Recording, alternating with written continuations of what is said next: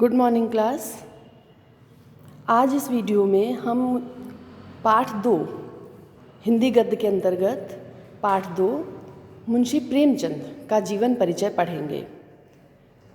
सबसे पहले, जैसे कि पिछले पाठ में आपको बताया गया था, सबसे पहले जिस लेखक या कवि के बारे में हम पढ़ने जा रहे हैं उसके जीवन को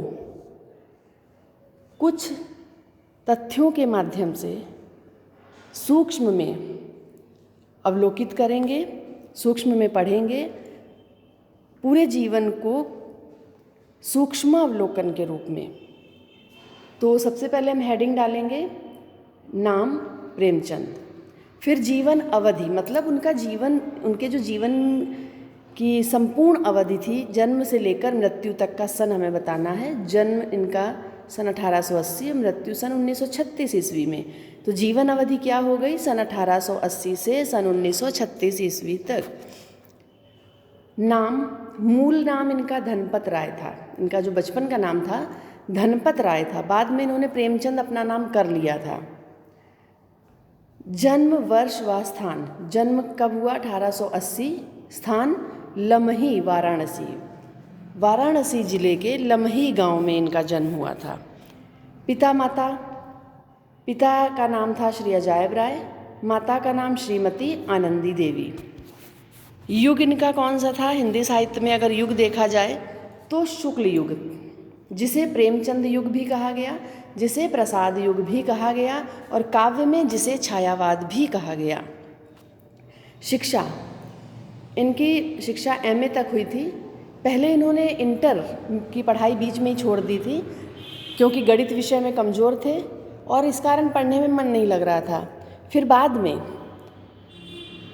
इन्होंने खुद नौकरी की, उसके बाद पढ़ाई आगे जारी रखी। यह भी हम जीवन परिचय में विस्तार से पढ़ेंगे। संपादन, हंस, माधुरी, इन पत्रों का संपादन भी किया, पत्रिकाओं का, पत्रों का। और जागरण नामक पत्र, इन्होंने एक प्रेस खोला, उसमें जागरण पत्र छपना शुरू हुआ, लेकिन बाद में आर्थिक हानि के कारण वो प्रेस इन्हें बंद करना पड़ा। प्रमुख रचनाएं, इनकी प्रमुख रचनाओं में गोदान, हालांकि इनकी सबसे बाद की रचना है, परंतु गोदान ने ही इन्हें वास्तविक पहचान दिलाई, इसलिए गोदान का नाम यहाँ पहले लिख दिया गया है। गबन, निर्मला और भी बहुत सारे उपन्यास लिखे इन्होंने। उपन्यास सम्राट इन्हें कहा जाता है। लगभग 300 कहानियाँ लिखी प्रेमचंद जी ने। कहानी के क्षेत्र में, उपन्यास के क्षेत्र में प्रेमचंद की बराबरी कोई नहीं कर सका है। भाषा, सरल बोधगम्य खड़ी बोली हिंदी। बोधगम्य का अर्थ है आसानी से समझ में आने वाली। जो ये लिखते थे उसमें भाषा ऐसी होती थी कि आम जनमानस को, बिना पढ़े लिखे व्यक्ति को भी अगर सुनाया जाए तो उसे समझ में आ जाए, आसानी से वो समझ जाए, सरलता से समझने योग्य। शैली भावात्मक, विवेचनात्मक आदि। मृत्यु इनकी सन 1936 में हुई। साहित्य में स्थान, हिंदी साहित्य में इनका क्या स्थान है? उपन्यास सम्राट तथा युग प्रवर्तक कथाकार। युग प्रवर्तक, इनके नाम से प्रेमचंद युग, जो कहानी का, उपन्यास का समय था, वो इनके नाम से ही जाना जाने लगा। प्रेमचंद युग कहा गया उसे। अब इसके बाद ये सूक्ष्मावलोकन था, कॉपी में आपको लिखना है और अच्छे से याद करना है। अगर ये इतनी चीज़ें समझ लेंगे तो जीवन परिचय अपने आप आपको याद हो जाएगा विस्तार में। अब आइए विस्तार से पढ़ते हैं जीवन परिचय।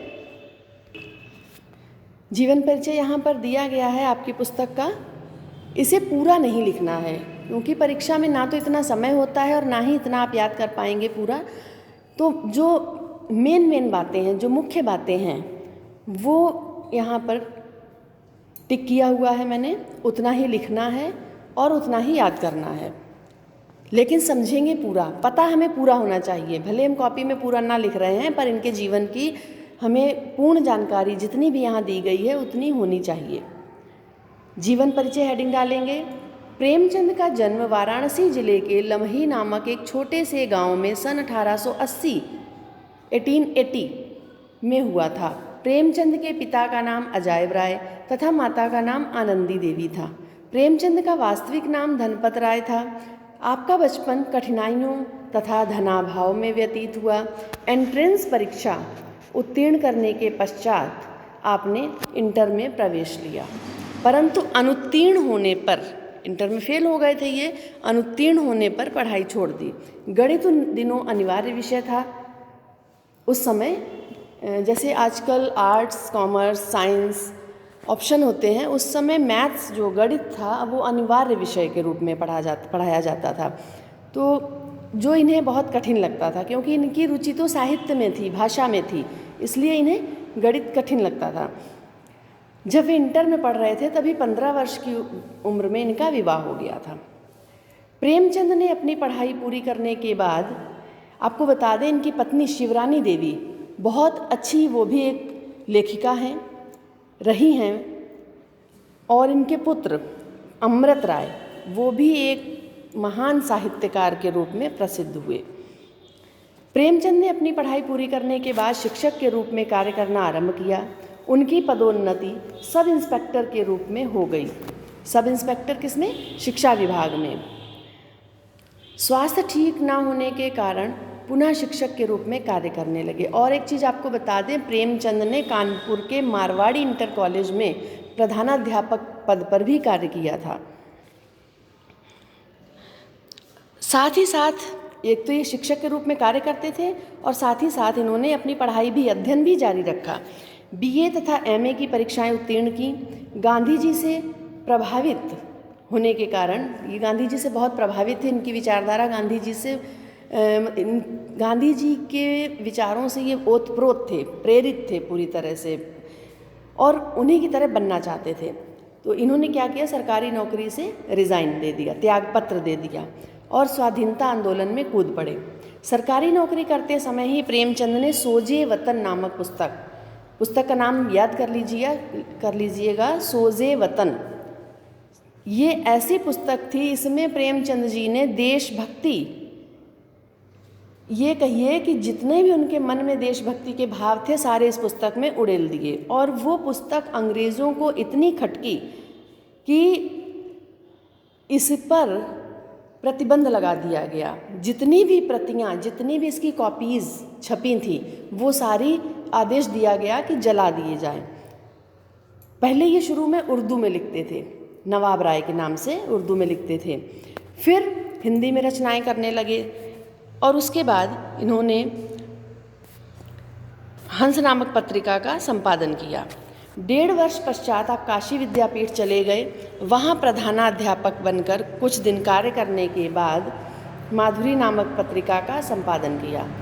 आपने अपना प्रेस खोला और हंस जागरण नामक पत्र निकाले। इससे आपको अत्यधिक आर्थिक हानि उठानी पड़ी, बहुत नुकसान हुआ उसमें, क्योंकि अच्छी तरह से वो चला नहीं। उतनी कॉपीज़ जितनी ये चाहते थे उतनी बिकी नहीं, जितना पैसा आना चाहिए था उतना आया नहीं। तो इससे इन्हें क्या हुआ, फाइनेंशियली बहुत लॉस हुआ, आर्थिक हानि उठानी पड़ी। इसके बाद आपने बम्बई की एक कंपनी में नौकरी कर ली। स्वास्थ्य खराब होने के कारण आप अपने गांव लौट गए लम्ही, जहां लंबी बीमारी के कारण 1936 में आपका निधन हो गया। ये इनका जीवन परिचय था। अब साहित्यिक परिचय, साहित्य में क्या इन्होंने कैसे, प्रेमचंद एक महान साहित्यकार थे। कहानी लेखन की प्रतिभा उनमें जन्मजात थी। उर्दू में नवाब राय के नाम से कहानियाँ तथा उपन्यास लिखते थे।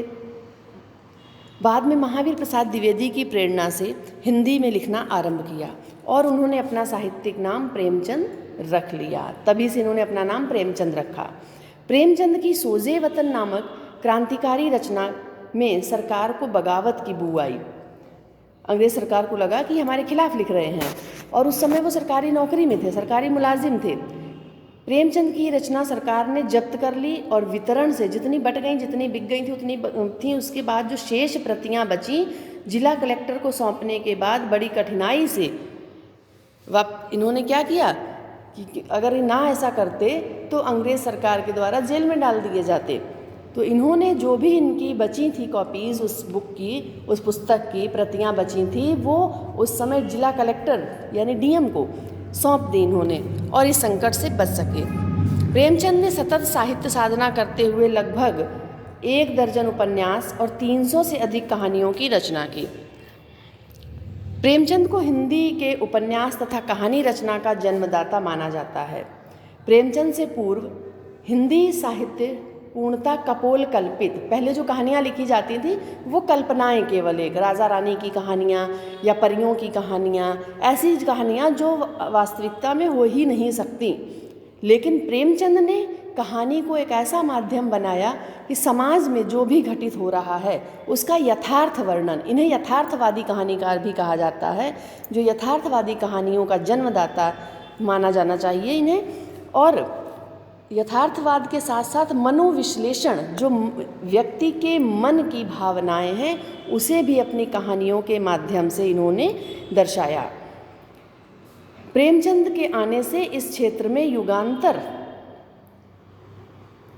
क्या हुआ, एक बदलाव आया, युगांतर, युग का परिवर्तन हुआ। प्रेमचंद ने अपनी कहानियों तथा उपन्यासों के कथानक तथा पात्र वास्तविक जगत से चुने, कथा साहित्य से निकालकर उन्हें एक यथार्थ की भूमि पर खड़ा किया। हमने आपको बताया पहले कहानियाँ कैसी होती थी, कल्पनाओं, दादी नानी वाली कहानियाँ जो, लेकिन बाद में कहानियाँ कैसी होने लगी, बाद में कहानियाँ वास्तविकता दिखाती हुई जो भी घटित हो रहा था उस समय, जैसे कि एक किसानों का इन्होंने वर्णन किया गोदान में, बहुत अच्छा वर्णन, जो कि एक जिसे महाकाव्य तक कह दिया गया। हिंदी साहित्य में उपन्यास में के क्षेत्र में महाकाव्य कहा गया गोदान को। क्यों? क्योंकि जमींदारों द्वारा जो किसानों का शोषण हो रहा था, गरीब वर्ग का, उसका यथार्थ वर्णन इन्होंने किया। तो प्रेमचंद सच्चे अर्थ में जनता के कथाकार थे। अपनी कहानियों तथा उपन्यास को प्रेमचंद ने जनता के सामने प्रस्तुत किया। उनकी भाषा पर गांधी जी की हिंदुस्तानी भाषा का प्रभाव है। प्रेमचंद की कहानियों में विविधता, उनमें जन सामान्य के चिन्ह मिलते हैं, उन जन सामान्य के जीवन के चिन्ह मिलते हैं। उनको आदर्शोन्मुख यथार्थवादी कहानीकार माना जाता है। रचनाएं: प्रेमचंद हिंदी में उपन्यास तथा कहानी साहित्य को यथार्थ के धरातल पर स्थापित करने वाले साहित्यकार थे। यद्यपि वे मूलतः कहानीकार और उपन्यासकार थे, मूल रूप से इनका नाम कहानीकार और उपन्यासकार के रूप में जाना जाता है, लेकिन उन्होंने निबंध, नाटक आदि विधाओं पर भी लिखा है। इनकी प्रमुख रचनाएं आगे लिखी हैं। उपन्यास: सेवा सदन, निर्मला, प्रतिज्ञा, कर्मभूमि, रंगभूमि, गोदान, प्रेमाश्रम, गबन, कायाकल्प आदि। लगभग 12-14 उपन्यास इन्होंने लिखे। यहाँ पर नाम जो मुख्य हैं उसके दिए गए हैं। कहानी संग्रह: 300 कहानियाँ लगभग लिखी हैं, सारी तो नहीं दी जा सकती, कुछ कहानियाँ यहाँ पर दी गई हैं, जिसमें से कम आपको जितना ही अंडरलाइन किए इतने नाम आपको याद होने चाहिए। नवनिधि, प्रेरणा, कफन, सप्तसरोज, मानसरोवर 8 भाग। मानसरोवर की एक भाग में लगभग 20-25 कहानियाँ हर एक भाग में हैं और 8 भागों में इन्होंने लिखी हैं। नाटक: संग्राम, कर्म की वेदी, करबला, रूठी रानी आदि। निबंध केवल एक लिखा, निबंध संग्रह। एक निबंध संग्रह में कई सारे निबंध होते हैं, कुछ विचार। जीवन चरित्र, ये आप छोड़ दीजिए, इसको नहीं लिखना है। इसके बाद भाषा: प्रेमचंद की भाषा सरल तथा बोधगम्य है, यहीं तक लिखना है। इसके बाद शैली: प्रेमचंद की रचनाओं में वर्णनात्मक, सरस, सजीव शैली के दर्शन होते हैं। साहित्य में स्थान: हिंदी साहित्य में स्थान: प्रेमचंद ने अपने साहित्य में भारतीय समाज की समस्याओं का प्रभावशाली तथा यथार्थपरक चित्रण किया है। उनके पात्रों का चरित्र तथा कथावस्तु किसी उच्च आदर्श से प्रेरित है। उनकी कहानियों तथा उपन्यासों की पृष्ठभूमि यथार्थ पर आधारित है, लेकिन उनका उद्देश्य आदर्शवादी है। उनकी रचनाओं में समाज के सभी वर्गों के प्रति प्रेम का चंद उदय होता प्रतीत होता है। वह युगांतरकारी कथाकार हैं। तो ये जीवन परिचय था प्रेमचंद जी का, जिसे जितना बताया गया है उतना आप लिखिए और अच्छी तरह से याद करिए। इसके बाद अगले वीडियो में हम पाठ का अध्ययन करेंगे। धन्यवाद। कहीं पर किसी को अगर कोई समस्या हो तो वो पूछ सकता है, ठीक है।